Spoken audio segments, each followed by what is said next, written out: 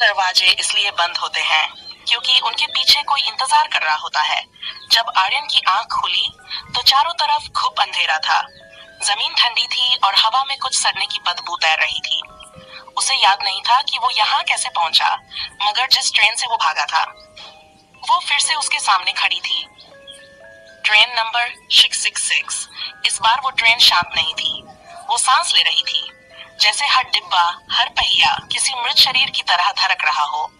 पहला डिब्बा अपने आप खुल गया, वो अंदर गया और दरवाजा भी पीछे तेज आवाज के साथ बंद हो गया। एक पल के लिए सब कुछ थम गया। अंदर की दीवारें लोहे की नहीं, मांस जैसी थीं। उन पर अजीब सी नमी थी, जैसे किसी ने उन्हें खून में भिगोकर छोड़ा हो। छत से कुछ टपक रहा था और हर सीट पर किसी की परछाई बैठी थी, मगर कोई चेहरा नहीं। एक धीमी फुसफुसाहट आर्यन के कानों में आई और तभी एक दीवार से वो चेहरा उभरा, वही चेहरा जिसे उसने पहले देखा था।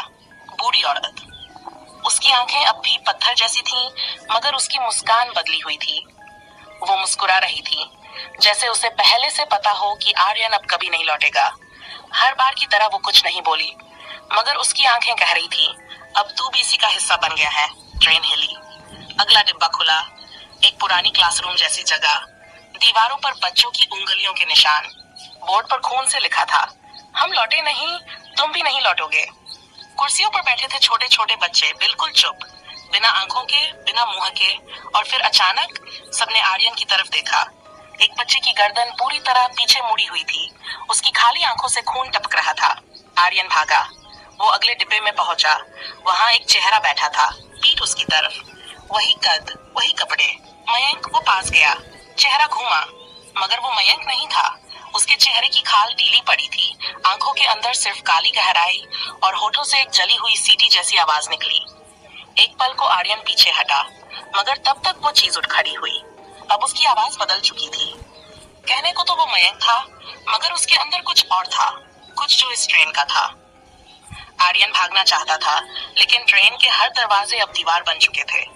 हर तरफ स्क्रीन चमक रही थी और एक स्क्रीन पर आर्यन ने खुद को देखा। वो खुद इस ट्रेन में था, मगर बेहोश, या शायद मरा हुआ। अब उसे समझ आया, ये ट्रेन यात्रियों को मंजिल तक नहीं ले जाती, ये उन्हें निगल जाती है। हर डिब्बा एक भूल भुलाया है, हर चेहरा एक कहानी, और हर कहानी अधूरी। अब बचा था आखिरी डिब्बा, जिसमें वो दरवाजा था जो या तो उसे बचा सकता था या हमेशा के लिए इस ट्रेन का हिस्सा बना सकता था। पर उससे पहले उसे वो देखना था जिसे कोई नहीं बचा। बूढ़ी औरत फिर सामने आई। इस बार ट्रेन के हर डिब्बे में उसकी परछाई थी।